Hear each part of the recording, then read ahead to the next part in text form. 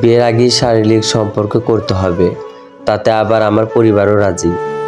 আসলে কিছুদিন পর হৃদের সাথে আমার বিয়ে, যার কারণে আমার পরিবার বলল কিছুদিন পর তো এমনিতেই তো তোদের বিয়ে। আসলে হৃদ কথাটা এভাবে বলতে চায়নি।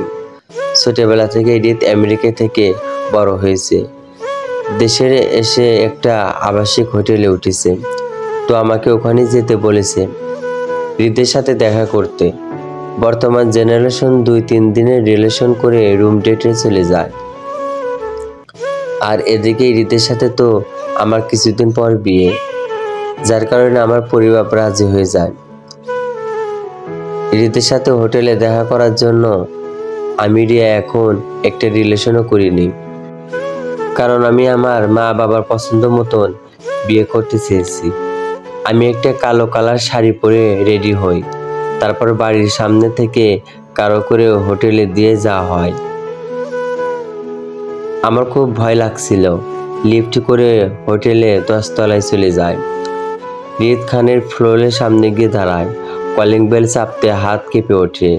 রুমের দরজা খোলার পরই ওই পাশ থেকে কেউ একজন আমার হাত ধরে ভেতরে টেনে নেয়, যার কারণে আমি প্রচুর ভয় পেয়ে যাই।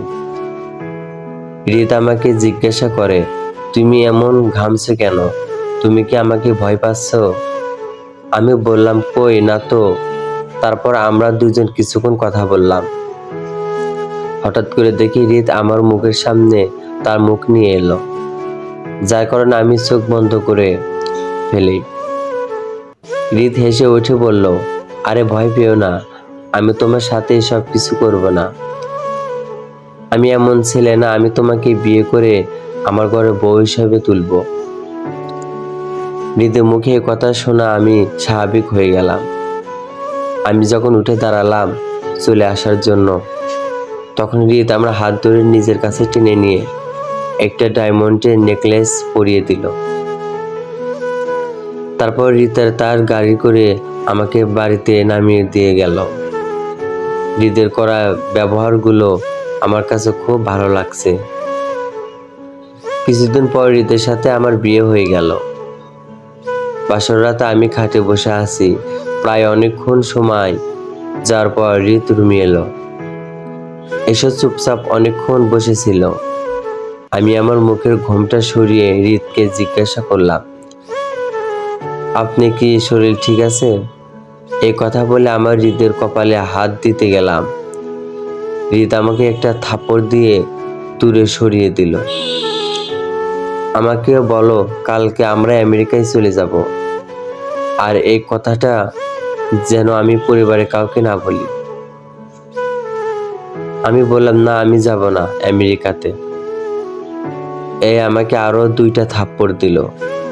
পরের দিন সকালবেলা আম্মু আমাকে বারবার জিজ্ঞাসা করছে, কিরে তোর কি হয়েছে? আমি বললাম, না আম্মু তেমন কিছু হয়নি, এমনি একটু খারাপ লাগতেছে। পরিবারকে না জানিয়ে হৃদয়ের সাথে নাইটের ফ্লাইটে আমেরিকায় রওনা দিলাম। আমি জানি না অচেনা একটা দেশ এবং এমন একজন মানুষের সাথে সে দেশে পাড়ি দিচ্ছে। সে বাসর রাতে বউয়ের গায়ে হাত তুলল। যদি না পরের পাঠ জানতে চান কমেন্টে বলে যাবেন, না এখনই দিয়ে দেব। বিয়ের আগে শারীরিক সম্পর্ক করতে হবে, তাতে আবার আমার পরিবারও রাজি। আসলে কিছুদিন পর হৃদের সাথে আমার বিয়ে, যার কারণে আমার পরিবার বলল কিছুদিন পর তো এমনি তো তোর বিয়ে। আসলে হৃদ কথাটা এভাবে বলতে চাইনি। ছোটবেলা থেকে হৃদ আমেরিকা থেকে বড় হয়েছে, দেশে এসে একটা আবাসিক হোটেলে উঠেছে, তো আমাকে ওখানে যেতে বলেছে হৃদের সাথে দেখা করতে। বর্তমান জেনারেশন 2-3 দিনের রিলেশন করে রুম ডেটে চলে যায়, আর এদিকে হৃদের সাথে তো আমার কিছুদিন পর বিয়ে, যার কারণে আমার পরিবার রাজি হয়ে যায়। হৃদের সাথে হোটেলে দেখা করার জন্য আমি এখন একটা রিলেশনও করিনি, কারণ আমি আমার মা বাবার পছন্দ মতন বিয়ে করতে চেয়েছি। আমি একটা কালো কালার শাড়ি পরে রেডি হই, তারপর বাড়ির সামনে থেকে গাড়ি করে হোটেলের দিকে রওনা হই। আমার খুব ভয় লাগছিল। লিফট করে হোটেলের 10 তলায় চলে যায়। রিদ খানের ফ্লোরের সামনে গিয়ে দাঁড়ায়। কলিং বেল চাপতে হাত কেঁপে ওঠে। রুমের দরজা খোলার পরপরই ওপাশ থেকে কেউ একজন আমার হাত ধরে ভিতরে টেনে নেয়, যার কারণে আমি প্রচুর ভয় পেয়ে যাই। রিদ আমাকে জিজ্ঞাসা করে, তুমি এমন ঘামছে কেন? তুমি কি আমাকে ভয় পাচ্ছ? আমি বললাম, কই না তো। তারপর আমরা দুজন কিছুক্ষণ কথা বললাম।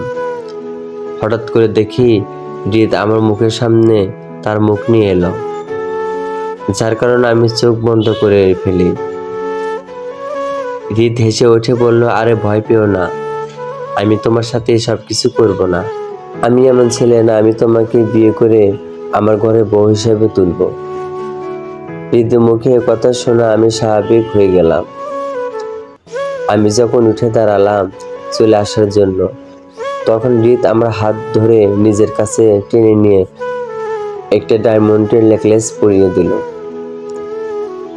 তারপর রিদ তার গাড়ি করে আমাকে বাড়িতে নামিয়ে দিয়ে গেল। রিদের করা ব্যবহারগুলো আমার কাছে খুব ভালো লেগেছে। কিছুদিন পর রিদের সাথে আমার বিয়ে হয়ে গেল। বাসর রাতে আমি খাটে বসে আছি। প্রায় অনেকক্ষণ সময় যাওয়ার পর রিদ রুমে এলো। এসে চুপচাপ অনেকক্ষণ বসে ছিল। আমি আমার মুখের ঘোমটা সরিয়ে রিদকে জিজ্ঞাসা করলাম, আপনি কি শরীর ঠিক আছে? এ কথা বলে আমার হৃদে কপালে হাত দিতে গেলাম। রিদ আমাকে একটা থাপ্পড় দিয়ে দূরে সরিয়ে দিল। আমাকে বলো, কালকে আমরা আমেরিকায় চলে যাব। আর এই কথাটি যেমন আমি পরিবারের কাউকে না বলি। আমি বললাম, না, আমি যাব না আমেরিকাতে। এই আমাকে আরো 2টা থাপ্পড় দিল। পরের দিন সকালবেলা আম্মু আমাকে বারবার জিজ্ঞাসা করেছে, কিরে, তোর কি হয়েছে? আমি বললাম, না আম্মু, তেমন কিছু হয়নি, এমনি একটু খারাপ লাগতেছে। পরিবারকে না জানে হৃদয়ের সাথে নাইটের ফ্লাইটে আমেরিকায় রওনা দিলাম। আমি জানি না, অচেনা একটা দেশ এবং এমন একজন মানুষের সাথে সে দেশে পাড়ি দিচ্ছে যে বাসরাতে বইয়ের গায়ে হাত তুললো। রাতে বেলা লুকিয়ে চলে গেলাম। সেদিন রাতে আমি প্রচুর পরিমাণ কান্না করেছি।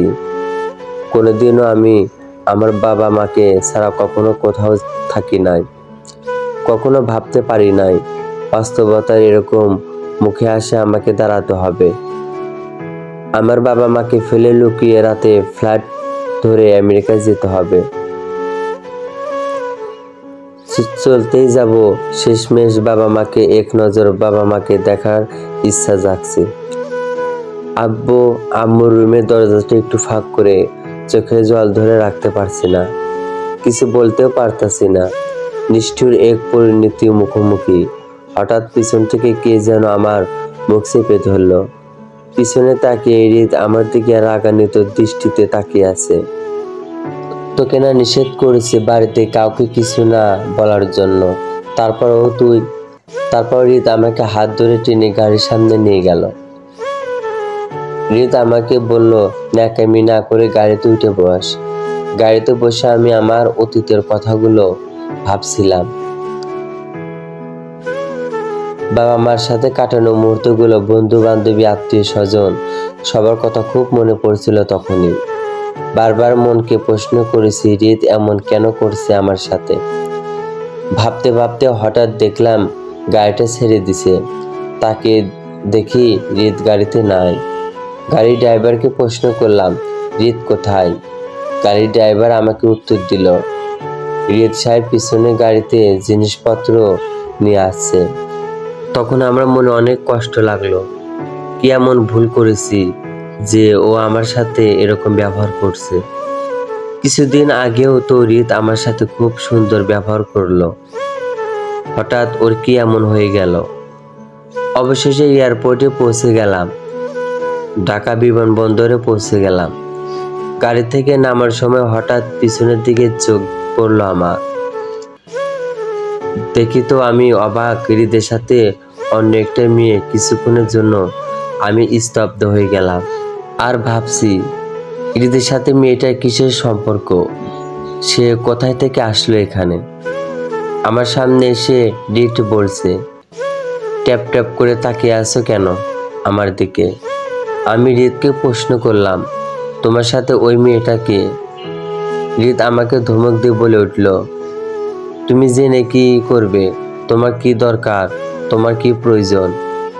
এমন সময় হৃদের সাথে মেয়েটি বলে উঠল, কিরে, এটা কি আমাদের ভাবি?